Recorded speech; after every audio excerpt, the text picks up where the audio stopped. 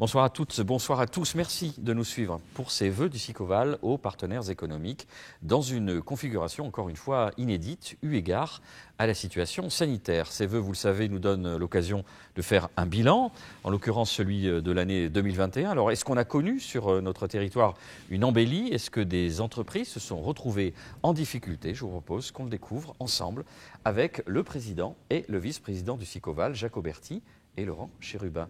Messieurs, bonsoir. On débute avec vous. Quelques mots et sans doute des vœux, président Jacques Auberty.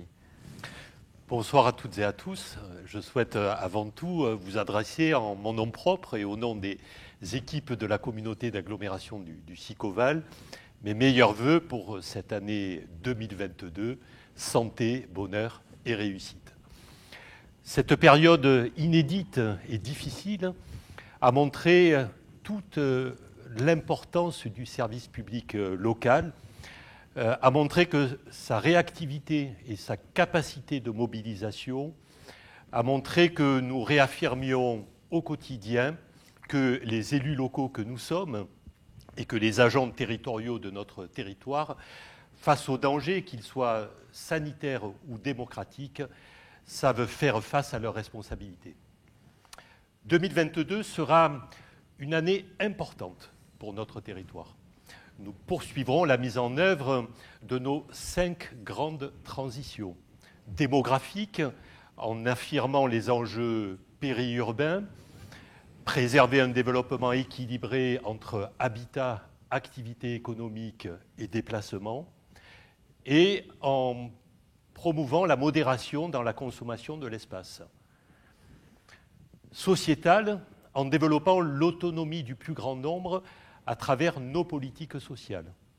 Écologique, en accélérant notre action en matière environnementale et énergétique, en soutenant une économie de transition et préservant la biodiversité et la qualité de vie sur notre territoire. Numérique, en accompagnant la population et le tissu économique dans ces nouveaux usages, un numérique responsable, source de progrès. Évidemment, économique, en maintenant l'équilibre entre dynamisme économique diversifié, offre d'emploi et accueil de population. C'est la raison pour laquelle je formule le vœu que cette année soit, avec vous, une année où nous pourrons agir pour préparer aujourd'hui le terreau où pousseront les succès de demain, mais aussi une année où nous retrouverons notre art de vivre, notre proximité, notre convivialité, qui font la singularité et le charme de notre territoire du sud-est toulousain. Merci, président Auberty. Alors, de votre côté, sans doute des bonnes nouvelles, Laurent Chérubin? Oui, des bonnes nouvelles, bien sûr. Mais avant tout, quand même, on va peut-être souhaiter à mon tour et à l'ensemble des acteurs une bonne année. Donc, mesdames et messieurs, c'est un plaisir, comme chaque année, de vous retrouver pour cette cérémonie des vœux au monde économique. Bien évidemment, la situation sanitaire nous impose un exercice avec une cérémonie de vœux dans un format distanciel, hélas. Mais bon, soyons sûrs quand même qu'en premier lieu, cela permette de saluer l'action de chacun. Pour être entrepreneur aujourd'hui, il faut beaucoup de courage, de ténacité, de persévérance pour entretenir une motivation. Les chefs d'entreprise sont des gens motivés, qui ont l'habitude de la rigueur pour maintenir leur esprit d'entreprendre. Je vous souhaite pour cette année 2022 que cet esprit d'entreprendre perdure, influence positivement vos entreprises et notre territoire. Mais revenons brièvement sur l'année 2021, et notamment l'impact de la crise sanitaire, avec une activité économique sur notre territoire qui a laissé quand même quelques traces. L'économie de la région Occitanie a été considérablement affectée, en raison notamment de la dépendance de son tissu économique à la filière aéronautique. Les secteurs de l'hébergement, de la restauration ont particulièrement souffert, subissant les effets de mesures de restriction sanitaires imposées et toujours plus difficiles. Le secteur du bâtiment et des travaux publics a également subi le contrepoids de la demande mondiale des matériaux et des matières premières. Malgré une baisse des emplois et un recul de la transaction dans l'immobilier d'entreprendre, le territoire du SICOVAL a su faire face à cette crise. Le nombre d'établissements a continué de croître grâce à une stratégie de multifilières et un développement de l'entrepreneuriat individuel. Dans le même temps, les faillites d'entreprises, tant redoutées, n'ont finalement pas eu lieu sous l'effet d'aides publiques fortes. Je retiens cependant de cette année 2021 que le bilan de cette crise ne pourra intervenir que lorsque la pandémie sera définitivement maîtrisée. Et il faut qu'on la maîtrise. Cependant, j'ai pu observer toutes les conséquences et elles interrogent pour 2022. Je pense notamment à la résistance des TPE-PME qui sont financièrement fragilisés. Je pense à la survie de certains commerces et points de vente face à l'essor du e-commerce et de nouveaux comportements d'achat. Je pense à la pérennité des acteurs de l'événementiel, de l'hébergement, des traiteurs, qui continuent à souffrir aujourd'hui. Je pense aussi à l'emploi, notamment au sein des grandes entreprises, qui peinent à retrouver le niveau d'avant-crise, même si ces signaux positifs sont aujourd'hui à l'œuvre. Et enfin, sujet incontournable aujourd'hui, le télétravail, qui tend à modifier les besoins en immobilier des entreprises, qui n'est pas sans conséquence sur les multiples projets que porte notre collectivité. Je veux toutefois finir sur un message d'optimisme. Le territoire du Sicoval est équilibré avec la présence de filières structurantes, d'un tissu entrepreneurial innovant, de filières d'excellence. À cela s'ajoute un fort tissu de PME, TPE durablement implantés, sans oublier bien entendu les commerces de proximité, les artisans, qui se montrent résilients depuis bientôt 2 ans. Alors pour illustrer cette diversité des activités que vous venez d'évoquer, Laurent, nous avons choisi 3 entreprises du territoire aux problématiques très éloignées. Elles vont partager avec vous leur expérience durant cette année 2021. On regarde.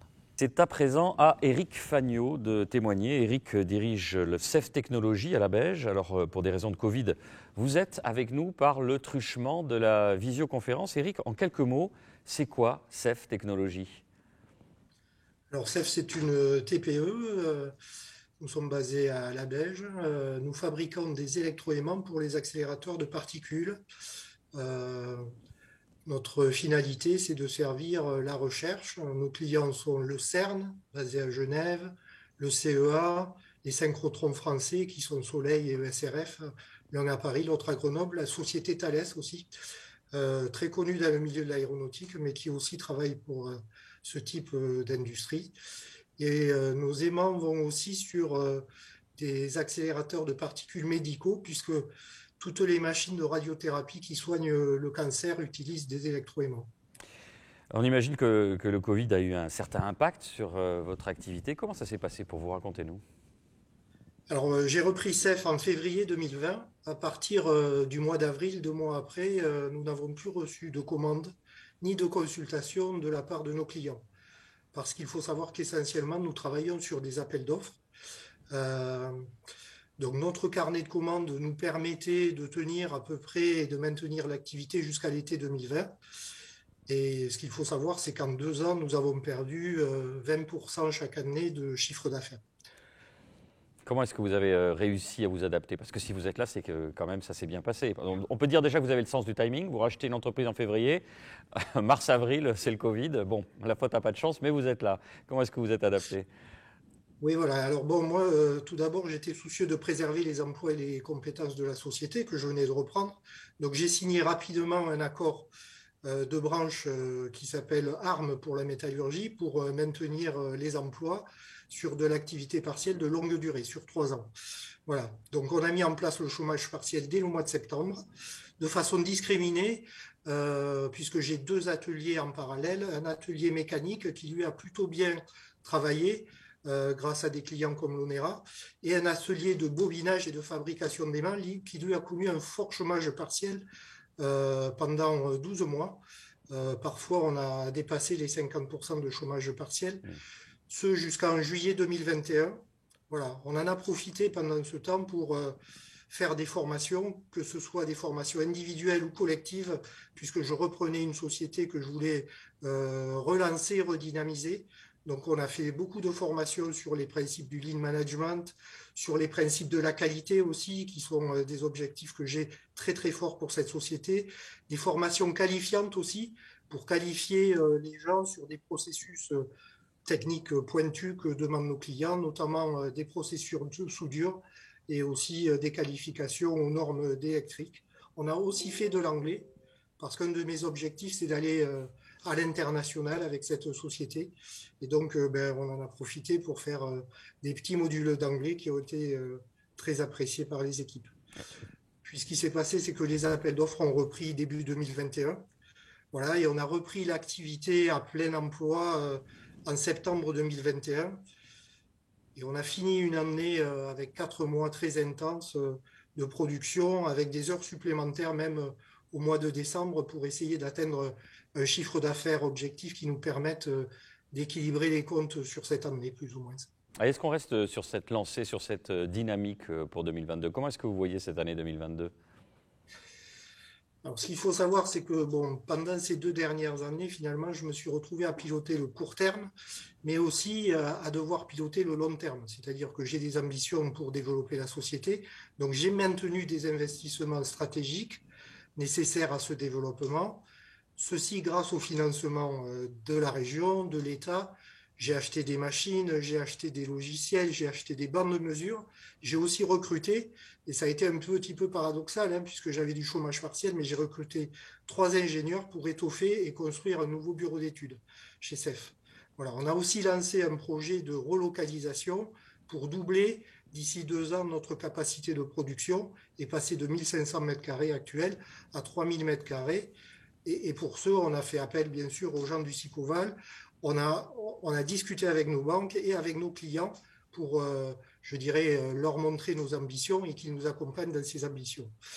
L'exercice vient de se terminer, donc je vous ai dit, je pense qu'on sera un petit peu en dessous de l'équilibre. Par contre, notre carnet de commandes, lui, il s'est bien rempli pendant ces 6 derniers mois. On a gagné plusieurs appels d'offres. Nos démarches de diversification commencent aussi en Europe et sur le marché médical à donner des résultats supplémentaires. Ça, c'est très encourageant. Je pense qu'on a résisté au plus dur. On a une société qui a su s'adapter, comme l'ensemble de l'industrie. Aujourd'hui, on repart à plein emploi. Malheureusement, bien sûr, on subit le contexte Covid là, un petit peu particulier de cet Omicron. Mais je dirais que la société, aujourd'hui, c'est 18 personnes, dont 16 CDI. Quand je l'ai repris, il y avait 12 CDI. Donc, je suis plutôt optimiste pour cette année, si tant souhaité qu'il ne se passe pas de nouvel événement. C'est ce qu'on peut vous souhaiter. Alors, en quelques mots, très rapidement, les mots de la fin, Éric Fagnaud. Je dirais que moi, j'ai travaillé 30 ans chez Airbus. En reprenant CEF, je souhaitais mener un projet industriel pour mon dernier carton professionnel. Je suis vraiment heureux d'être à ma place, même si ça a été particulièrement difficile. J'ai une belle équipe et je pense que pour CEF, le meilleur est devant nous. Merci beaucoup, merci pour votre témoignage qui illustre à merveille la capacité d'adaptation de nos entreprises. Merci beaucoup, Monsieur Fagnaud. Avec grand plaisir. Autre témoignage à présent, celui de Maxime Fontanier. Bonjour Maxime. Bonjour. Vous dirigez Vibiosfen, c'est une start-up biotech qui est installée à la Beige. Alors Maxime, d'où est venue l'idée de la création de cette start-up ? Eh bien, en fait, c'est suite à une restructuration de la R&D de Sanofi et le goût entrepreneurial qu'on a eu avec un de mes anciens collègues, qu'on a décidé de se lancer. Donc, ça veut dire que vous êtes chercheur à la base, c'est alors, ça ? À la base, voilà, je suis ingénieur, chercheur. Et donc, nous, on a eu l'idée d'externaliser et de supporter la R&D de certains grands groupes, dont Sanofi. Vous êtes parti sur quel constat ? Qu'est-ce qui manquait finalement ? Votre recherche, elle porte sur quoi en particulier ? Donc nous, on est spécialisé dans les maladies infectieuses, infections nosocomiales, donc infections qu'on attrape à l'hôpital. Et on voit que c'est une recherche qui est petit à petit délaissée par les grands groupes et qui est portée par les TPE, PME. Donc c'est pour ça qu'on a eu l'idée de se lancer. Et donc le Covid, en fait, nous a permis aussi derrière de nous diversifier. Alors j'aime bien ce terme, le Covid nous a permis, c'est-à-dire le Covid comme une opportunité plutôt qu'une menace. En fait, c'est toujours un petit peu le côté entrepreneurial qui prend le dessus, c'est comment transformer une difficulté en opportunité. Et donc c'est là où on a un petit peu recensé toutes nos expertises. ce qu'on savait faire, pas faire, ce qu'on devait améliorer. Et donc, on a mis en place des modèles pour tester pour nos clients, mais aussi pour nous, des molécules contre le Covid-19. D'accord. Au-delà du Covid, comment est-ce que vous êtes adapté? Vous avez changé des méthodes internes, vous avez réfléchi, vous avez orienté la recherche vers d'autres directions? Alors oui, effectivement, on a déjà pour protéger les salariés, on a mis en place des règles sanitaires, même si pour nous, on les avait déjà, vu qu'on travaille dans les maladies infectieuses. Donc le port du masque, le gel hydroalcoolique, c'est notre quotidien. Mais on a eu l'opportunité de développer d'autres partenariats avec notamment l'IPBS, qui est une unité CNRS, pour utiliser leurs locaux et mener des études au sein de leur laboratoire. Alors nous, le grand public, là, on parle de quoi? On parle d'antibiotiques, on parle de... Alors on parle de petites molécules chimiques, donc de traitements ou d'anticorps ou même de vaccins. En fait, on a la possibilité au sein de Vibiosfen de tester ces trois types de molécules. Voilà. Donc vous traversez la crise qui est finalement une opportunité pour vous, vous réinventez. Comment est-ce que vous voyez 2022? Ça va bien se passer, Maxime? Écoutez, nous, ça nous a permis aussi... Alors on sait que le Covid-19, pour nous, c'est... en fait, c'est un peu un effet de mode, c'est un peu bizarre de dire ça, mais il ne faut pas focaliser toute notre activité là-dessus. Donc on a saisi cette opportunité encore pour développer d'autres modèles expérimentaux, comme notamment des organoïdes de poumons humains, pour diminuer l'utilisation d'animaux dans la recherche. C'est des petits organes sur lesquels on peut faire des tests. En fait, c'est des tout petits poumons qu'on voit dans des tubes à essai ou dans des plaques. Donc, c'est assez, et donc, qui ont la même fonctionnalité que les poumons humains. En fait, c'est des prélèvements non invasifs de poumons humains que l'on multiplie et que l'on rend fonctionnels. Ensuite, on a aussi développé des activités autour du microbiote intestinal, et notamment on teste les effets du microbiote sur les thérapies, donc que ce soit thérapie Covid ou autre, et inversement, quels effets ont les thérapies sur le microbiote intestinal et sur la stabilité de ce microbiote. Donc finalement, vous étiez dans votre labo, le Covid est passé, tiens, c'est une opportunité, on continue. 2022, on est sur cette lancée. Qu'est-ce qu'on peut vous souhaiter Alors je ne voudrais pas faire croire qu'on a profité, mais effectivement, il faut s'adapter. Et donc nous, on s'est adapté pour développer d'autres activités. Donc ce qu'on peut nous souhaiter, c'est que la société et que Vibiosfen continue à grandir, parce que maintenant on est 6 personnes, on est passé de la crise, avant la crise on était à 3 personnes, donc on a doublé l'effectif, et là donc il y aura si tout va bien, il y aura encore des nouveaux recrutements, donc ce qui est bénéfique, et surtout continuer à aller à l'international, et l'international aussi est fortement supporté par la région Occitanie au travers de diverses subventions comme le contrat export.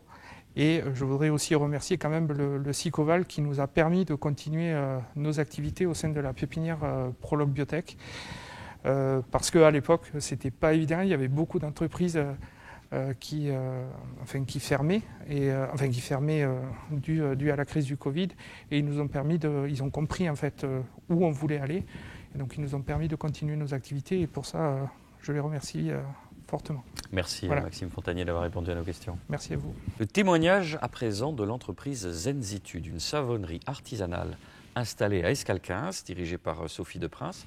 Bonjour Sophie. Bonjour. Alors, c'est la même règle que pour tous les autres. En quelques mots, est-ce que vous pouvez nous présenter votre activité ? Oui, bien sûr.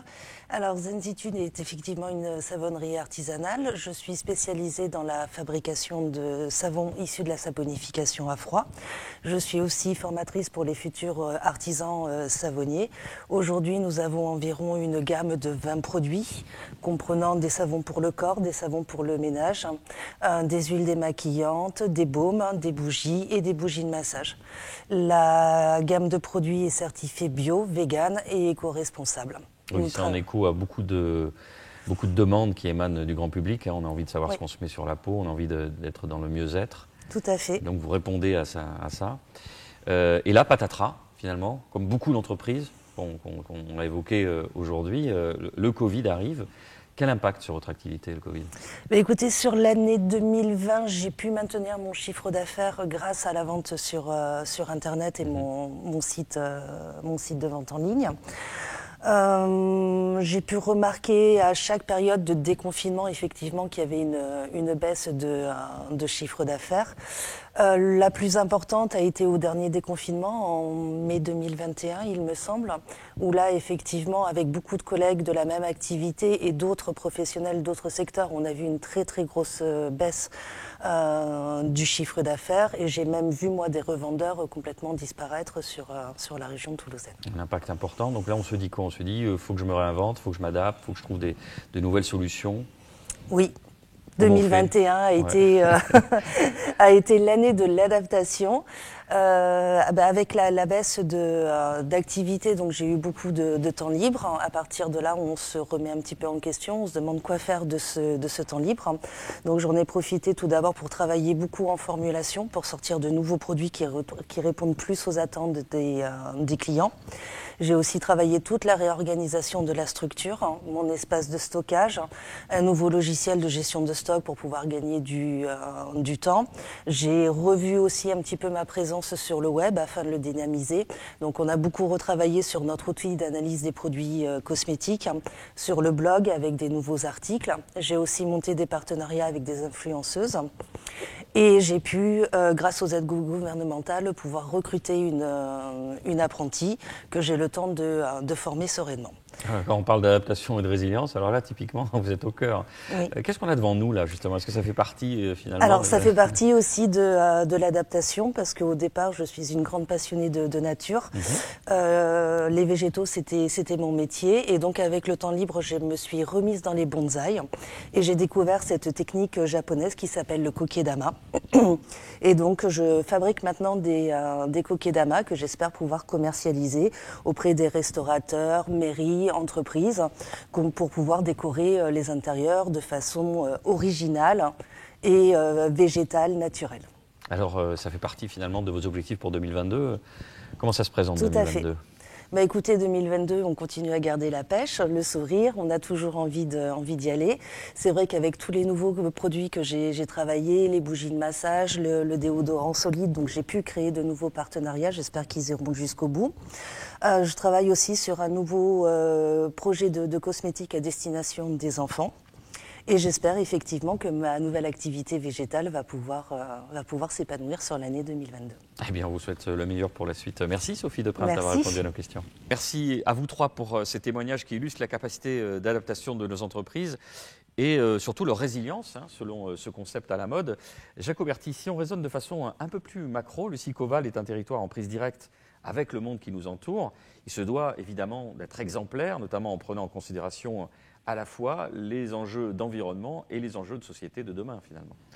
Alors vous avez raison, et d'ailleurs le Sicoval a fait le choix de ce que l'on appelle la croissance verte. Cette croissance dont nous avons besoin, mais respectueuse bien évidemment de l'environnement, des personnes aussi, je crois qu'il faut le dire. Et d'ailleurs, ce mouvement, un certain nombre d'entreprises l'ont déjà initié de façon intrinsèque.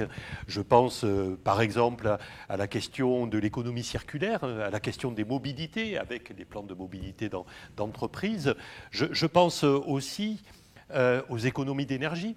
Le fait d'avoir accompagner la transition énergétique de notre société, tous ces éléments-là sont créateurs d'emplois, donc créateurs de richesses. Et puis, le Sicoval travaille aussi sur de nouveaux grands projets qui eux-mêmes s'inscrivent dans cette dynamique. Par exemple, le projet alimentaire de territoire, à l'interface entre effectivement les filières de proximité, mais aussi la transition agricole, qui est importante dans le contexte actuel, nous le savons bien, avec la question de l'économie sociale et solidaire, travailler dans la proximité, une nouvelle façon de concevoir des secteurs de production, des secteurs de services. Et puis je crois qu'il y a un champ aussi d'innovation qui nous appartiendra d'exploiter en quelque sorte sur la santé par exemple ou sur les questions de production d'énergie en local. Et donc le SICOVAL va s'attacher effectivement à s'inscrire dans cette dynamique plus globale de la transition écologique. Merci Jacoberti. Avec vous Laurent, on va faire le point sur les dossiers pour un suivi au long cours. On commence avec le Rivel. C'est vrai que chaque année finalement on donne rendez-vous et on voit ce qui se passe au fur et à mesure. On en est où Laurent ? Le Rivel, un vrai sujet important qui est porté par le SICOVAL depuis fort longtemps, stratégique, essentiel aussi pour le développement de notre territoire, avec cet équilibre nord-sud que l'on veut et qui est essentiel d'ailleurs pour le développement au quotidien du territoire sur le plan économique. Alors on en est, ça y est, c'est parti, c'est le lancement. On est dans un projet aujourd'hui où la maîtrise foncière est acquise, où les acteurs sont prêts à intervenir et à actionner les choses pour qu'on avance. Un sujet récurrent là aussi, c'est le métro. On en est où ? Le métro, ça y est, on y est. Après 25 ans, on arrive au démarrage des travaux. Ils auront lieu début mars, dans une activité qui va se prolonger durant toute l'année 2022, 2023, 2024. Et on ira plus loin, parce que c'est un gros chantier stratégique pour l'agglomération toulousaine, essentiel pour le territoire du SICOVAL. Un autre projet important et structurant, mais qui a été frappé finalement de plein fouet par la crise du Covid. Je veux parler d'Enova. Le projet Enova, alors en effet, il a été frappé par la crise. Aujourd'hui, c'est à peu près estimé 40% de moins de besoins en bureau tertiaire. Et qu'est-ce qu'il faut faire dans ces cas-là ? Alors Laurent Chérubin, on se réinvente, on invente des nouvelles solutions, on réfléchit tous en commun. On se réinvente, on imagine les choses pour l'avenir. C'est essentiel. Je veux dire, peut-être que cette situation Covid a été une opportunité pour nous de réagir justement sur un outil qui était essentiel pour le territoire, mais pour autant qu'il fallait adapter. Adapter sur le plan de l'agilité, et adapter aussi par rapport aux besoins et aux demandes des entreprises aujourd'hui. La notion, je l'ai évoqué tout à l'heure, du télétravail est quelque chose d'important qu'il faut prendre en considération. On a, je pense, aujourd'hui l'outil pour faire que la zone Enova soit très agile, dynamique et réactive aux besoins des entreprises d'aujourd'hui. Mais surtout, imaginer aussi le besoin des entreprises pour les 30 ans à venir. Et c'est un petit peu l'objectif qu'on se fixe avec ce projet. Merci Laurent Chérubin. Je me tourne vers vous, Jacoberti, pour le mot de la fin. On reste positif et tourné vers l'avenir, évidemment. Alors oui, vous l'aurez compris, le SICOVAL n'a jamais baissé les bras, loin s'en faut, au contraire, a toujours essayé de se poser la question d'après, et vous l'avez vu sur notamment la transition écologique, mais celle portée par le monde économique, celle-là même qui nous permettra de créer les richesses nécessaires à la fois à l'accompagnement des entreprises, à un nouveau dynamisme sur notre territoire, mais aussi le fait de pouvoir constituer toutes les conditions d'un bien vivre ensemble dans l'équilibre que j'ai mentionné, à savoir bien accueillir à la fois les populations avec les services adaptés. Et vous savez, des populations qui vivent bien sur un territoire, ce sont des populations aussi qui contribuent pleinement au développement, à son développement économique, à sa consommation en quelque sorte. C'est la raison pour laquelle je crois que notre intercommunalité, aujourd'hui, est le partenaire par excellence du monde économique d'aujourd'hui et celui en devenir. Bonne année donc à toutes les entreprises de notre territoire. Bonne année 2022.